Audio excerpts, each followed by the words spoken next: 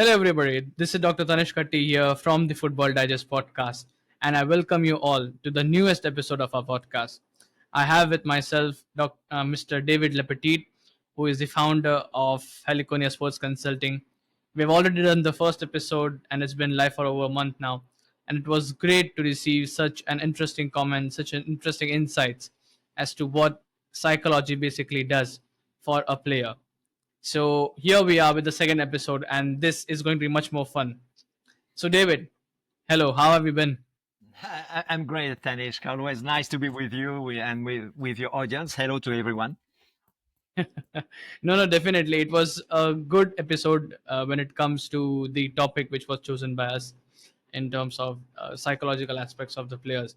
And this series which we have with Heliconia Sports Consulting is basically an extension of basically psychology in player performance and how it can enhance and how it can influence players in football. So, David, do let me know what was how was the weekend? How is things going on in France right now for you? In fact, it's very hot. We have a heat wave, but not like in India. For us, the heat wave it's between 30 and 40 degrees Celsius. But when you have 35 and you don't have any ACs in your house, etc., so it's very hot. So we are not very well equipped in ACs in France. So in fact, it's since the last time that we talked together. In fact, it was a pretty busy weeks for my activity. So it's very interesting. A lot of feedback that I have from people from Africa, and I can tell you that we will have this same type of not a podcast, but maybe a training session for African coaches for the African continent. So it's pretty interesting. And thanks to you, Tanishq, I think that some of them saw our previous episodes. So I don't know, maybe with this one we will have more success together, and Yeah. we will have some Indian countries that want to maybe we want to reach you out or reach me out directly whenever they can. I also watched the Hong Kong India game football game, Yeah.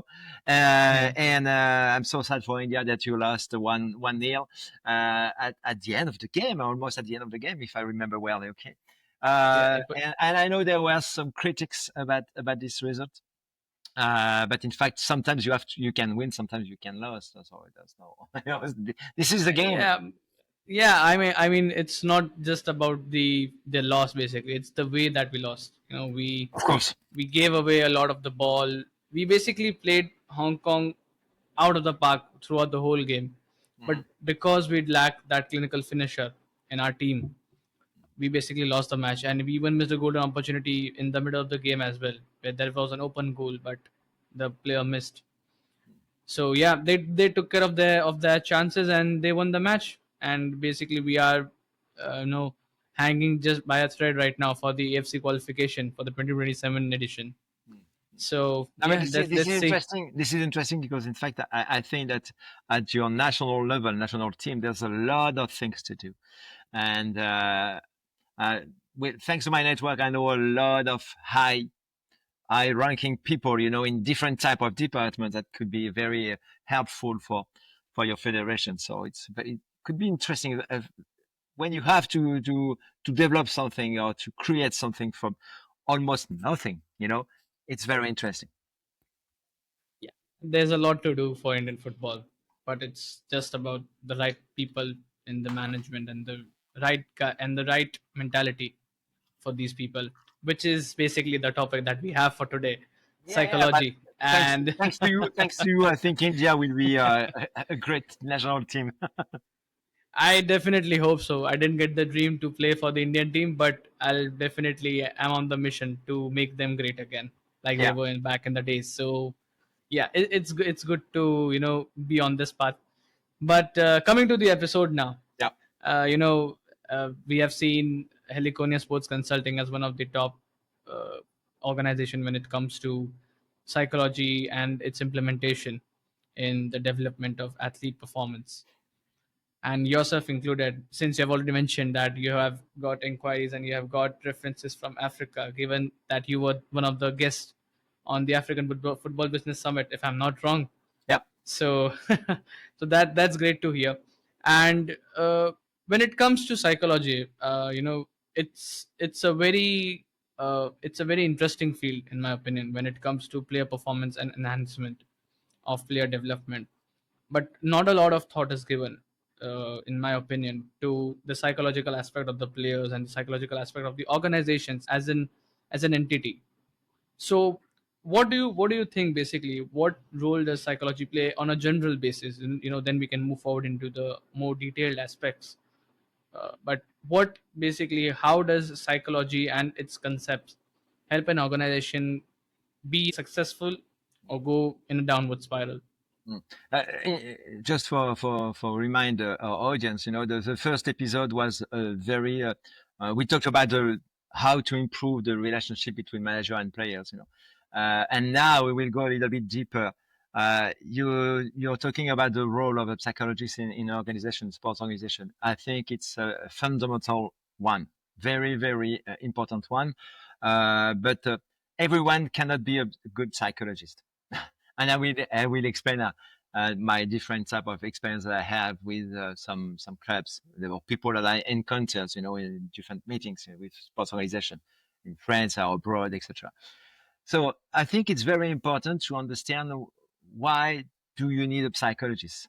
So it comes from the top of the organization. What do you want to do with a psychologist?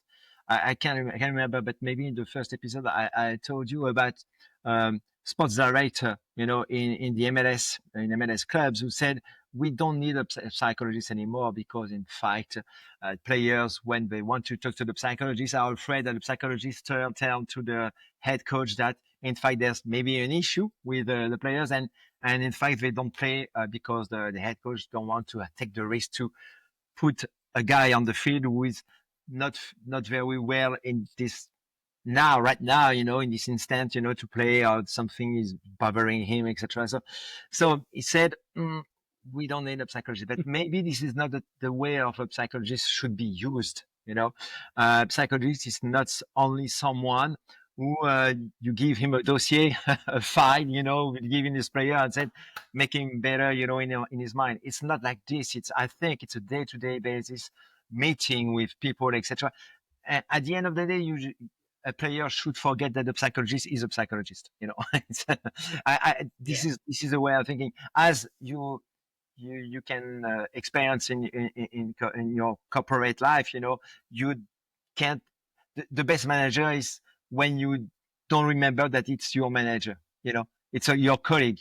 For instance, it's caricatural, of course, but it's for people to understand that, in fact, when you put a mission or a function on someone, you give him a label, and this label directly modify the relationship that you can have with these people. You are Dr. Tanishq, so doctor. Wow, you're a doctor. So that, in fact, you're like you and me. We are the same, not the same person, of course, but we can talk together without a hierarchical relationship.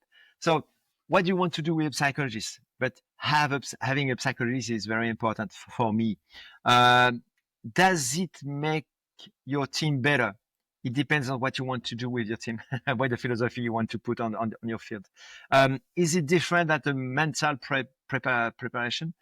Yes, it's totally different. It's totally different. And to be totally honest, to be totally transparent, the mental preparation aspect, I don't know how it works. So I won't say about that.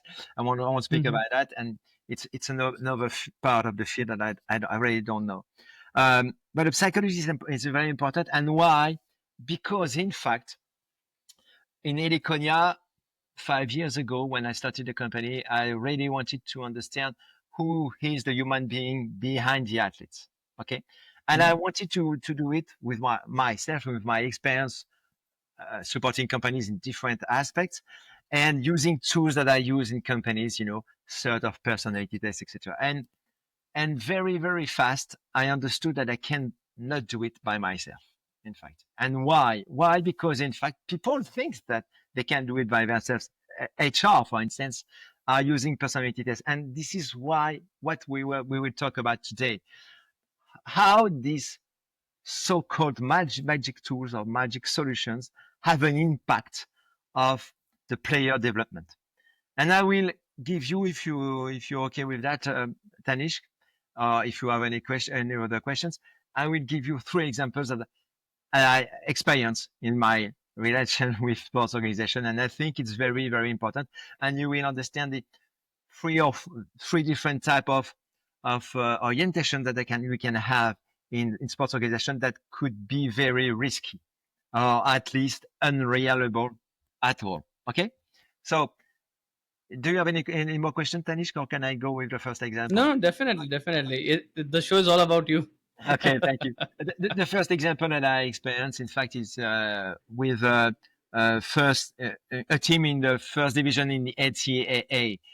So the college soccer college team in the US. I won't tell you the name of this team.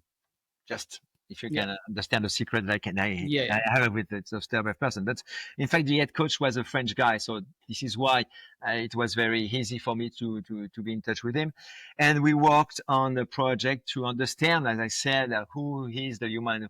What type of human being that you have in front of you instead of just having players? How do you understand your players as a human being? And we started to think on a project. I created a tool that is, in my opinion, very interesting about trying to know the motivation of each players, and his state of mind right now, but just like that. And in fact, the coach told me, we don't have any tools, we don't have any strategy on that. Uh, because it was a women's soccer team, but soccer for women in college in the US, it's very important. It's more important that for women than for men. So there's a lot of budget, affiliated to this soccer team. And he said, in fact, we just let the player go to the website. They answer a questionnaire on the website. It's totally free, and then they have their personality, and they Mhm. come to us and said, I am this type of person. I said, wow, it's free online. Do you have trust in this tool? In fact, who is there behind it? So I can tell you it's 16personalities.com. It's very successful, very successful. You have a lot of traffic on this. But I know for sure, thanks to a friend of mine who are a neuroscientist, that this type of approach, free, online, and you have already the result in 5 minutes, it's totally, sorry for that. Sorry for the website for me. Totally bullshit. And the fact that um, a team rely on this type of tools very bothered me at the time. I said, wow, how is it possible? And what is it behind this type of tools? So I will talk to you about, in fact, it was related, if I remember well, with the MBTI. The MBTI is the Myers-Briggs type indicator. And in fact, it's maybe the most known personality test worldwide.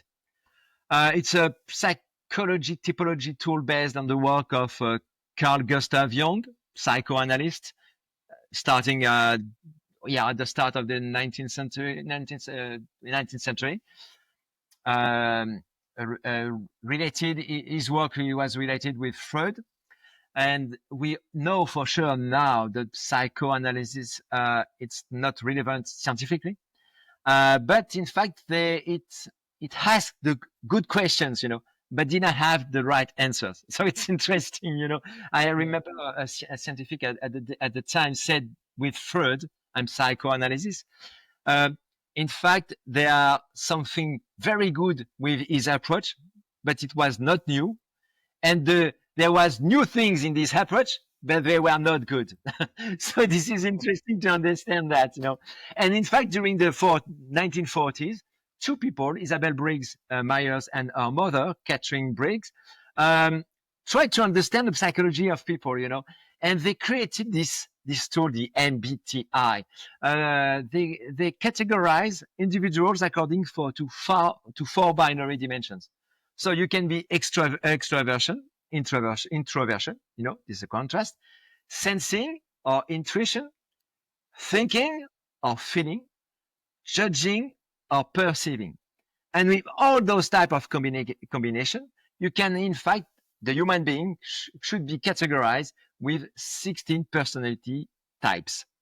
So you can be extraversion, it's E, so you can be ESTP, extraversion, sensing, thinking, perceiving.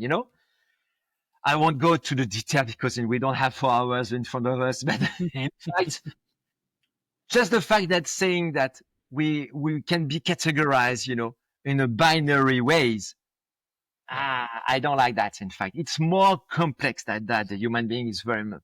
But the issues, in fact, those two women knew had a friend who at the time ran a communication company. So it was very well marketed at the time.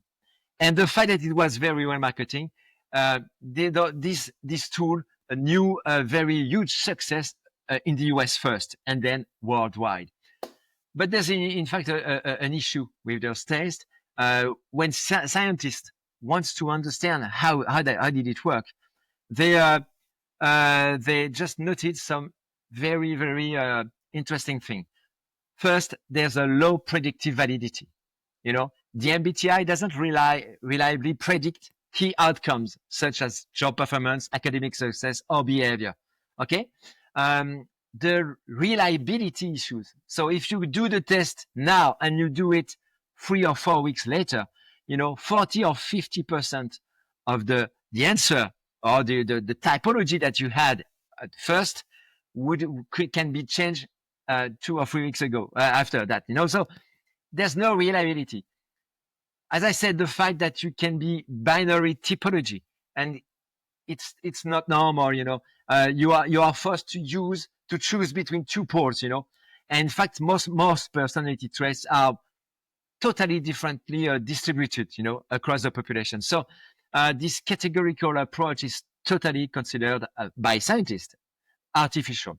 And I prefer to rely on scientists, than on a test created not like that, because in fact it's interesting to try to understand the human being, but not with this type of tools. Of course, this type of tools is very well used in private sector, and this is why it came to the sports world, because Yeah. the private sector, the HR in huge companies said, we have very good success.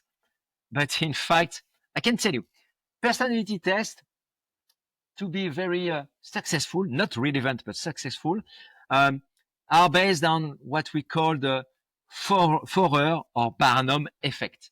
It means that in fact, when you answer a questionnaire, you will read the report, and 70% of what you will read, you will say, "Wow, it's me." 70%.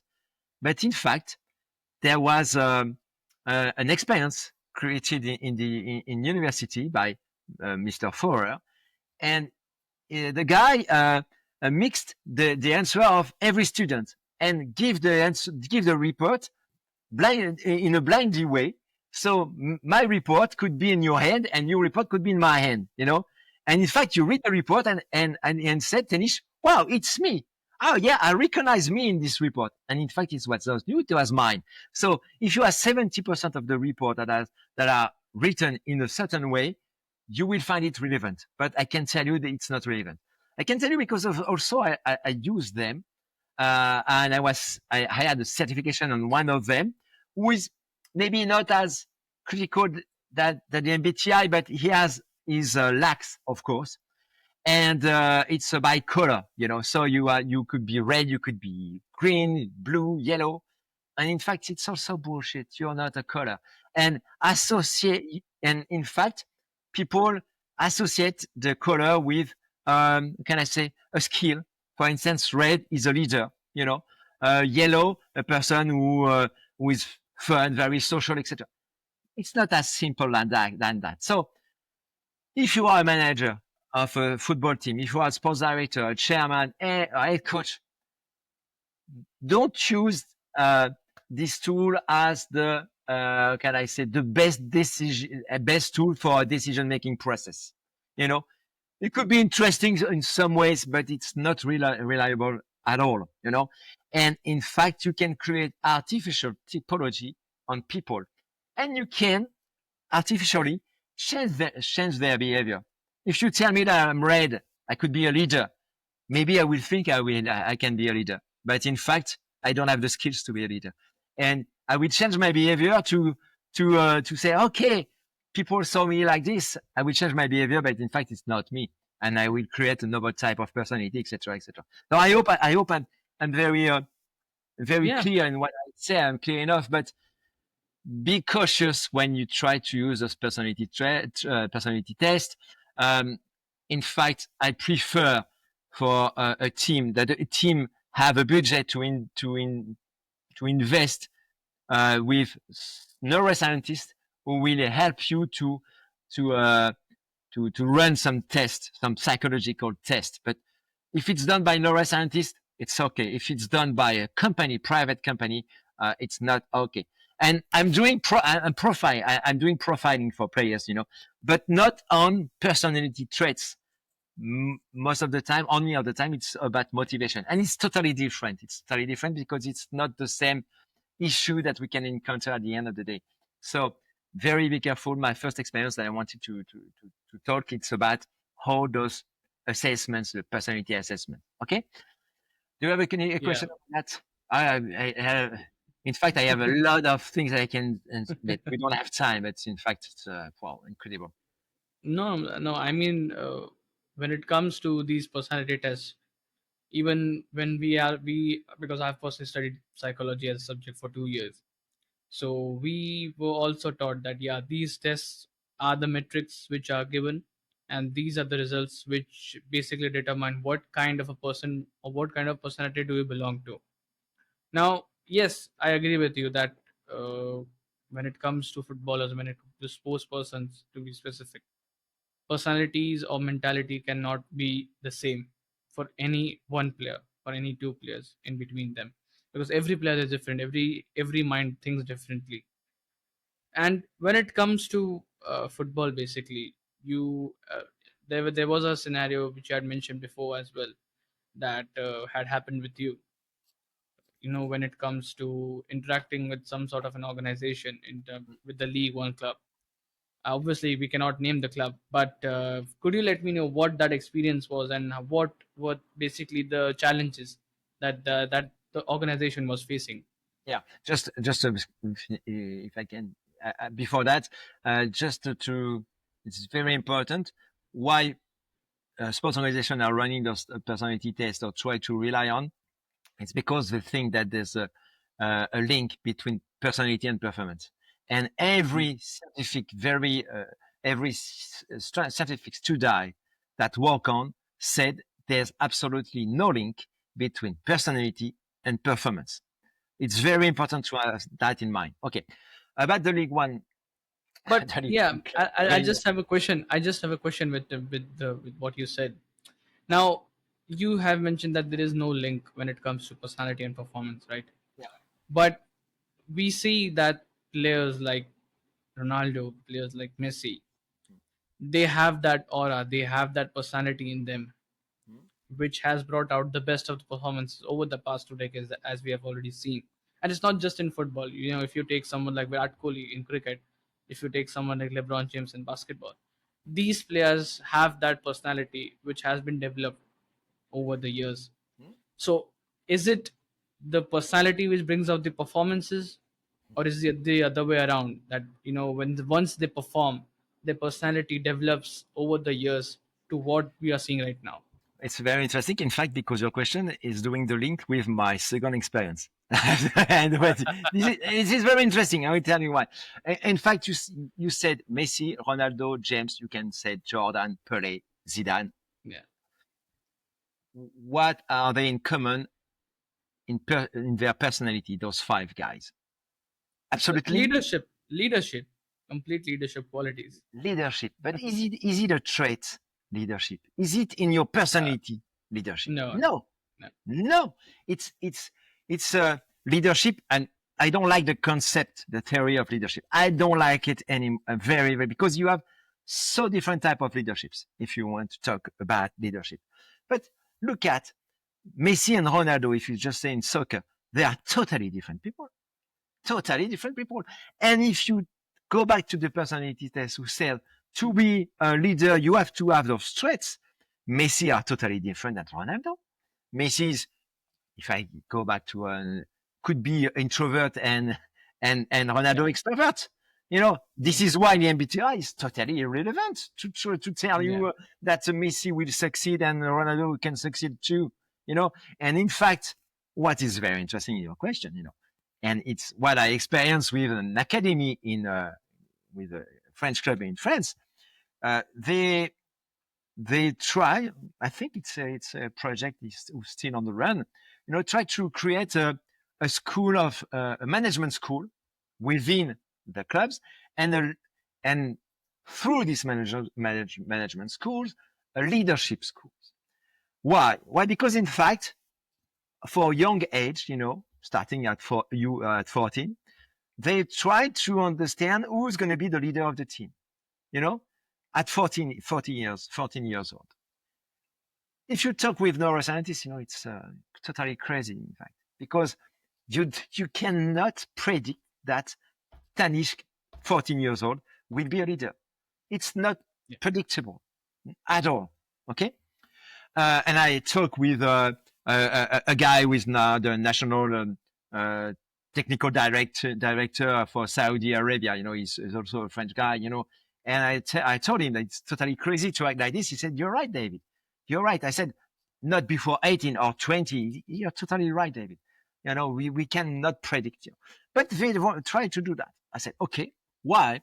Because I wanted to promote my type of solutions, based on the fun aspect of the game, try to let the player play freely. Of course, you have to understand the strategy, but let them play like who they are, and of course, it's a shortcut what I say. But and in fact, they said, well, we have a person in charge, of this project. And I said, "Oh, this is this type of person." So I did not meet this person yet, but maybe soon. And I tried to understand who she is. This person. This person doesn't have any degree in psychology. She's running a department based on psychology. This is a club that I know, but I know that a lot of clubs around the world are acting like that, and this is totally crazy. So I'm not focusing only on this club, but I'm talking about the experience that I encounter, And in fact, she's she has a certification in what's called neuro linguistic programming, NLP. And I say, what? The NLP. So I will talk about the NLP now.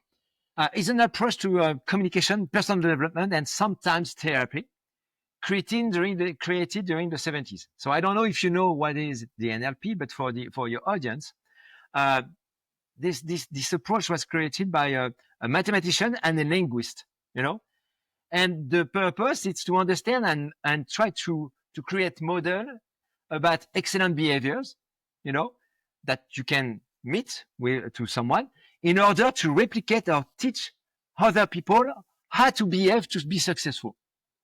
So you said about Messi and Ronaldo, they said, wow, sure there are something in common. We will try to understand what is in common. We try to model this so everyone would be able to be Messi or Ronaldo in a psychological way. When I learned that, I said, wow, it's interesting. Or how do they do? So, in fact, to understand that, we have to understand what is the meaning of neuro-linguistic programming. So programming refers to mental or behavior patterns that shaped by our different experience that we encounter during our years, youngest years. The neuro refers to the nervous system and how we perceive or process information. And the linguistics highlights the role of the language in structuring our experience. Okay, but in fact, this vocabulary neuro-linguistic programming is symbolic or metaphorical. It's not at all scientific. So in fact, there's no science behind the NLP, but the NLP has such good promises, that people are interesting, to use NLP. But in fact, uh, this is totally, uh, almost totally bullshit too. There are some good aspects, for instance, saying that the mind and the body are one system. You can't separate the mind and the body, or the emotion, for instance, and the reason. We'll talk about emotion later. But why not? The mind and body influence each other in the same time. I totally Yeah. agree with that. I spoke about that with a friend of mine who's very smart, very one of the greatest neuroscientists in France. He said, "Yeah, you you can separate the feeling and the body. You cannot. They interact each other. So this is interesting. There's another thing that is interesting. The NLP, the map is not the territory. It means that everyone perceives the world through their own mental map. That's what we talked about the previous episode. Of course, but in fact, it's not new, and it's scientifically approved, but it's not new. So the NLP said we will have another technique, another approach that can be that, and after that, you will be able to replicate the best behavior of everyone, and you will be successful. But in fact, this is it's more complicated than that. If you have any question, Tanishq, don't hesitate. But Yeah, so, definitely. so there are, how can I say, different techniques for the NLP. The first step is it's called anchoring. So linking a positive emotional state to a gesture, to a word, to an image, to reactivate it later. For instance, you're in front of something that is very, how can I say, pleasant for you. And if you are in a bad mood, if you want to get back to a good mood, you will think about this situation that will be very pleasant. So this is anchoring the nice memories. I said, sorry for the word, but in your head, to use it when you have to use it later. Okay. Yeah. Reframing. This is another step. So it's changing the meaning of a situation to uh, to alter its emotional impact. I won't say that if you put your hand on a heat structure, you won't be burned. But in fact, it's almost like this. You experience something very good, but try to think differently about this thing. Try to make it positive. And I think like this, it's very. How can I say? I don't like this, for instance, this approach. You have to understand what is a good thing and what is a bad thing. You don't have to positive every experience in your life, because I Yeah. think bad experiences are also good informations, but you don't have to positive. Modeling, I don't like this, but it's observing and replicating the mental and behavior strategy of high performers. That's what I said. For instance, Steve Jobs talked like that, presented. But it's interesting. Steve Jobs, the first time he presented the iPhone, with a scene, it was a show. The iPhone was a success. What did the other CEOs of huge company did after that? They did the same show, thinking that doing that, we will buy Will their lead to product. increase. Yeah. It's incredible. It's based on the NLP. It's totally crazy. And there are two other things: the matching, the report, but aligning one's body language, tone, or vocabulary to build trust. So we have to change your behavior, to be understand as a leader. If I have this type of tone, in my voice, maybe I will be trusted more than if I speak with my those type of tricks, that of tips. Mm. I'm not sure about that.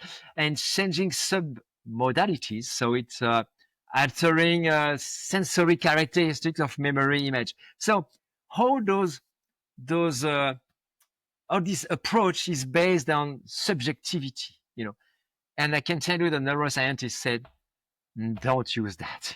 There's nothing good at all in this, except the fact that you can, the mind and the body, as I said, for instance, and the way that we perceive the world. But it's not new. The NLP doesn't give you anything. So thinking that we can change people with this type of approach, to be a leader or not to be a leader. And we should stop to talk about leader, but to uh, it's a waste of time. I think Yeah. very waste of time. I think the head coach, sports manager, sports director should focus on how can I use my player without changing my players, without changing his personality. His personality is very interesting. And I did not recruit my player based on his personality. First, it's about his technical skills, and try to change people or to modeling people at a younger age, and because we talk about player development through this type of approach, I think it's very risky, very risky. And all this type of approach, personality traits, the NLP, for instance, just forget one thing. It's a context. It's a Yeah. context because we don't have the same behavior in different contexts. It's as simple as that. Oh, I can tell you more about the NLP, but if I was clear enough, and if people want to know that to know more, they can reach me out via LinkedIn, of course, and I will be very pleased to share with people about that. But this cognitive terrorism, how can I say, coming from the 70s New Age era. Mm, be careful when you want to use that. It's a theory who bring a lot of oversimplification, you know, and this is very, can I say, very, well, it bothers me a lot. It bothers me a lot. For instance, there's another thing that I thought about: the idea that the eye movement reflect a mode of thinking, you know. It's a myth of often tied to light detection or sensory recall.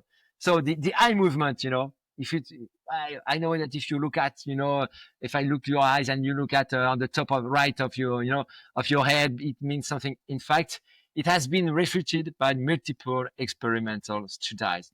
Numerous studies have shown that there's no link between linguistic predicates and individual cognitive styles. There's no link. Okay. So this is Yeah. what I wanted to say about the NLP, about this second experience, that I have. But I know that because, when you go on LinkedIn, you try to understand who is the sports director, etc., and you go on their profile and you see those type of formations. Say, wow, be careful. Yeah, I mean, there is a lot of scope when it comes to the improvement of the on the mental aspect of the players, of the organizations, of the people involved in making these decisions. Definitely, I do agree with you. And there's a lot of scope, not just in India, but even on the elite side of the European football, on the South American football, even in the US, as you have mentioned. So there is a lot of scope, definitely, when it comes to the development of the psychological aspect. But there is one thing which, it's something which I also feel is very important when it comes to the decision made not just by the player but by any individual in the world, right? And that is the emotional side, because there is something called as emotional intelligence, which I've also studied uh, during my years. So emotional intelligence is something where basically you just think from your heart, which is not practical, to be honest. But people do take certain decisions when it comes to uh, very important aspects of their life, or not just in football but in general as well. What are your thoughts on basically the emotional aspect or the emotional intelligence aspect of these players? Okay. I have to do a little to go back a little bit on what I Yeah. said in the previous episode to understand uh, how do we our brain functions. First, a brain is a huge tool, a very good tool. No, not very good. Is a tool to predict the future. We all Yeah. we are always trying to predict the future at every moment. Okay, uh, but it's a predictive tool, but not a so good predictive tool.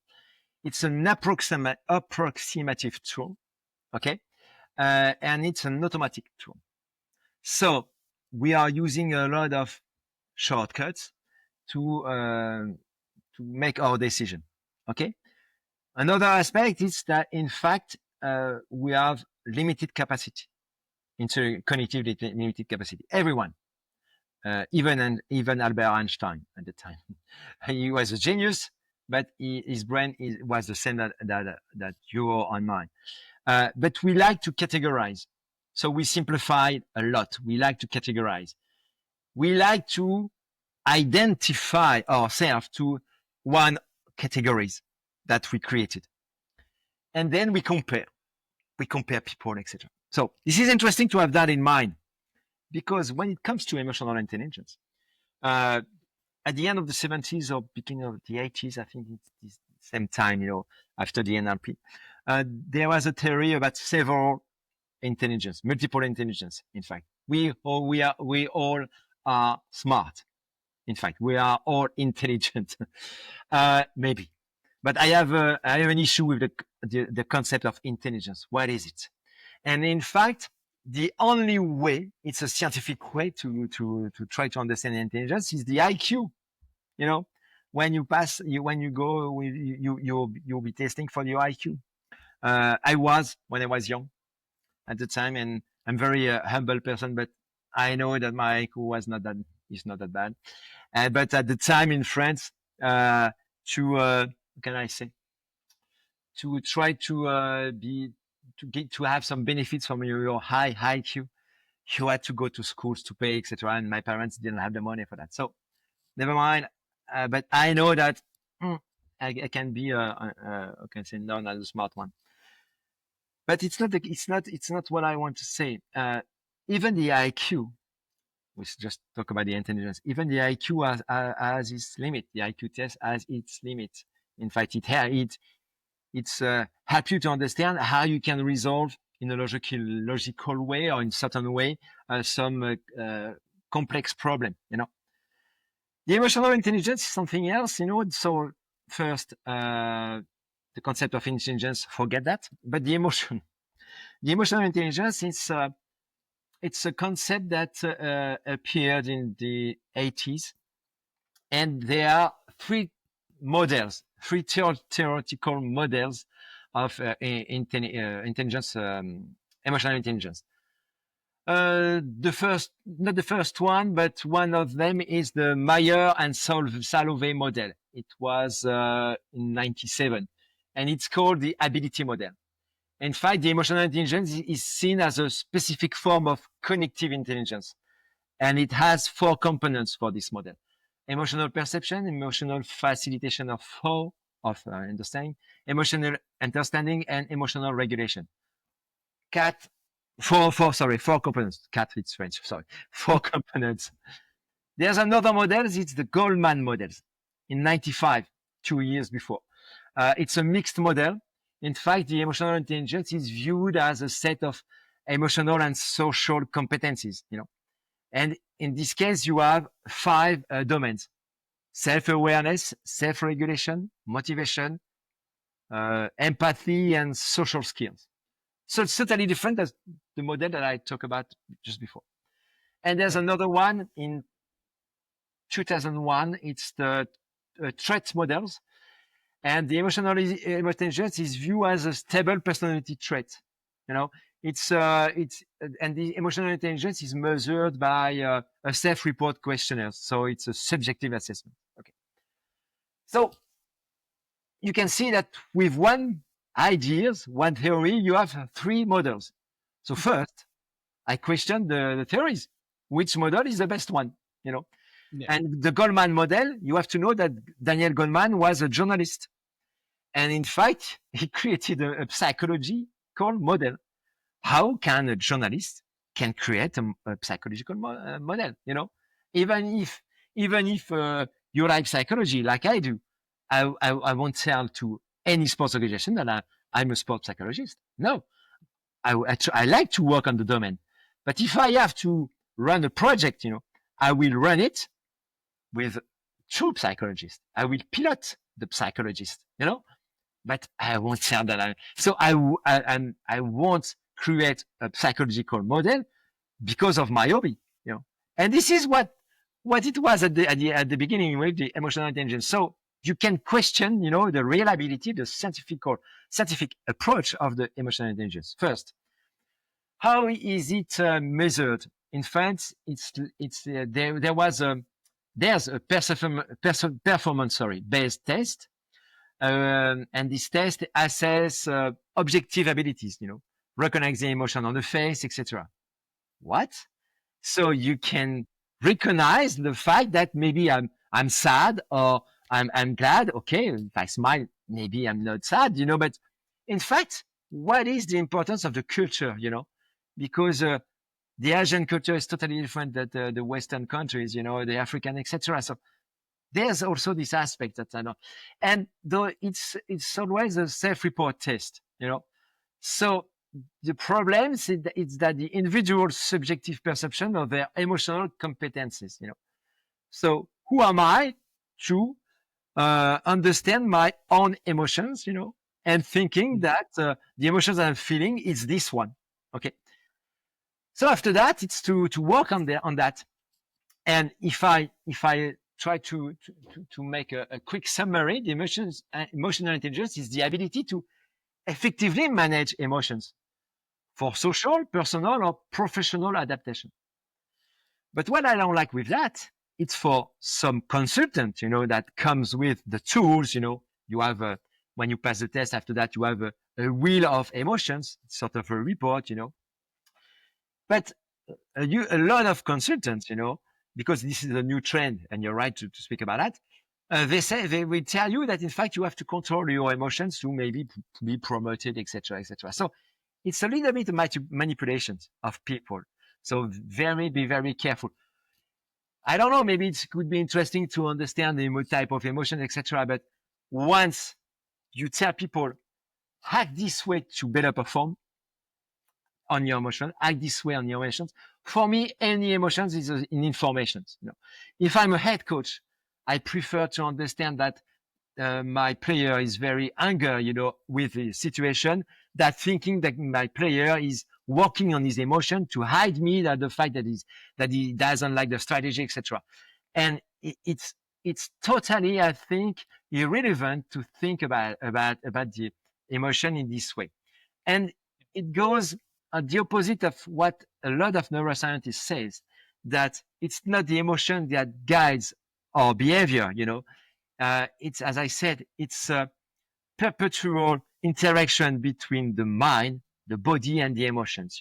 You don't have the emotion that has a more influence on your decision-making process. It's more complicated than that.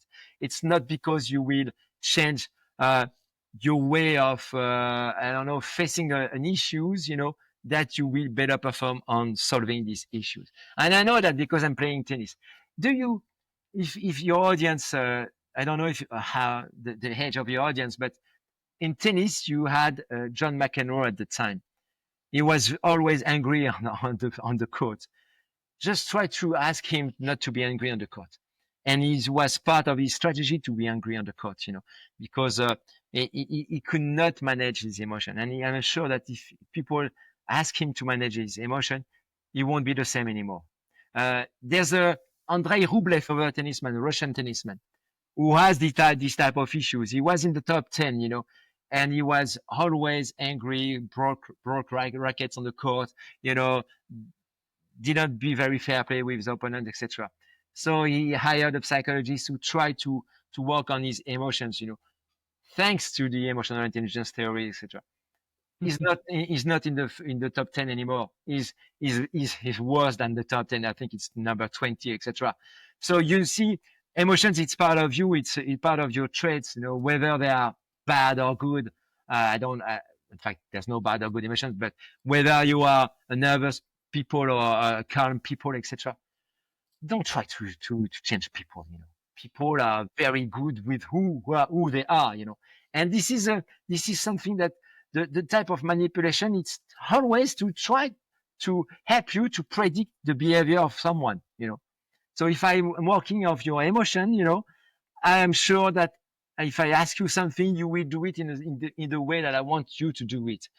And I don't like that and don't think it's relevant. And all the neuroscientists will tell you that In fact, it's not a true intelligence. The AI is very redundant. It's imprecise. It's lacking scientific validity. It's an ideological use. There's issues with the measurement, etc., etc., etc. And the practical effects of that are very weak in the real world applications. So this is what I wanted to tell you. Oh, and by the way, Daniel Goldman, who created his model few years ago, I think it's 4 or 5 years ago, said there's more important the emotional intelligence is the relationship intelligence. So Yeah. he almost said, I'm done with the AI. Maybe I was wrong. So I hope I No. wasn't clear enough, Yeah. but it's very important.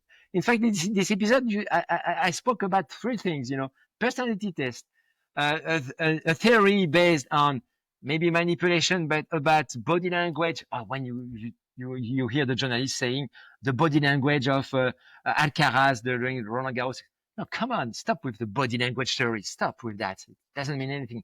So we talk about personality test, NLP and emotion, how to deal with emotion. And is it important to try to deal with emotion in a player development process? It's important to understand for a player, when they will face uh, important game, to understand the importance of the game, but not to put more pressure on the shoulder of the players, that trying to work on his emotion. Maybe the fact that he's an emotional guy, maybe it's the fact that on the field, he will find a creative way to score a goal. I don't know, to do a good pass, totally unexpected. And if you think about Pelé during the 1970s, Pelé did 3 or 4 world-class action, that everyone remember right now. He did it just in this World Cup. Do you think that at the time he worked on his emotion? Do you think that? Come on. No. We want to create real robots. Come on. Yeah. We are human. No. No, and I agree. When it comes to not just the players, but any individual, he or she has the right to basically think the way that they want to, and express their emotions as they want to. In when it comes to, like you mentioned, Alcaraz, he's very open, he's very honest with his opinions, he's very honest with his performance, even when he loses or even when he wins. And you saw the same thing with Nadal as well, Exactly. uh, And a Joko. few years ago, And and Joko. Djokovic as well. I believe Federer was the only one who was cool headed, but even he lost it sometimes when he was not getting the performances, when the desired performances, in my opinion. And you see the same in football as well. You see Ronaldo, you see Zlatan, you see many of these players, who just lose it when they are losing a match or when they don't have the desired performance. But definitely, when it comes to the emotional intelligence quotient, to be honest, there's a lot of things that has to be studied, that has to be implemented. And I do agree with you that, yeah, there's a lot of work to be done on this, and hopefully, Heliconia is at the heart of that. Yeah, yeah. In fact, as I said, and if you have sports organization that want to reach me out about those type of topics, do it via LinkedIn, and or maybe I don't know, in the podcast you can send my email address. But um, what could be done? It's thinking about a strategy. What type of identity I want to input in my team. What type of philosophy. Uh, Not what type of players, because we already categorize, in this type Yeah. of players. But uh, uh, well, do I want to win a 5-4 a game, or do I want to win 1-0? Is it more fun to have to win 5-4 or to win 1-0? Maybe 1-0 it could be fun, but 5-4 it's better. And Yeah. imagine that the audience that you can gather, if you win 5-4, 4-3, 4-2, or even losing 6-4. So I think trying to always categorize, to always predict, etc., kills the game, kills the people, and it comes for honestly for Western countries. Honestly, you don't have in India, you didn't have this type of philosophy, So be careful, because I know that. And there are some good people everywhere, but I know that if you're using the tool, I don't know, for maybe for the Premier League, for the Bundesliga, who are very rational people, and some very smart people. I know one neuroscientist who was in Lyon, who now is working for a German club in the Bundesliga. A very smart guy, you know, and he's not this approach. He's not so that rational in that rational approach. Though. So it's interesting. You can talk with him. So if you're a sports director, be careful not to be fooled by magical tools, magical solutions, and the fact that thanks to that we will win game because in fact you have an opponent who will do the same. So it's not that Yeah. easy. No, no, definitely. And thank you so much for the insight, and thank you so much for the information that you have shared with us. It's always a It, pleasure, it, Tanishq. it's been a pleasure listening to your insights and your experience in this field. And the next episode, because I think we schedule another one, it will be about the data-driven approach. Is it Yeah. relevant to have a data-driven approach? I think it's the best episode I can produce with you. It's going to be the data-driven approach. Yeah, It's going to be exactly. fun. You will see it's going to be fun and how the mistakes that we have with this data-driven approach. It will be very funny. No, definitely. And uh, we can't wait to have that at the climax of the series. But definitely, thank you so much for your time, and it was great to have a chat with you. And Thank to you, all the Danish. followers of this podcast, thank you so much for listening. And do drop a like, and do subscribe to the channel on YouTube as well. Thank you so much, David, and it was great to have you on the channel. See you soon. Bye. See you. Bye.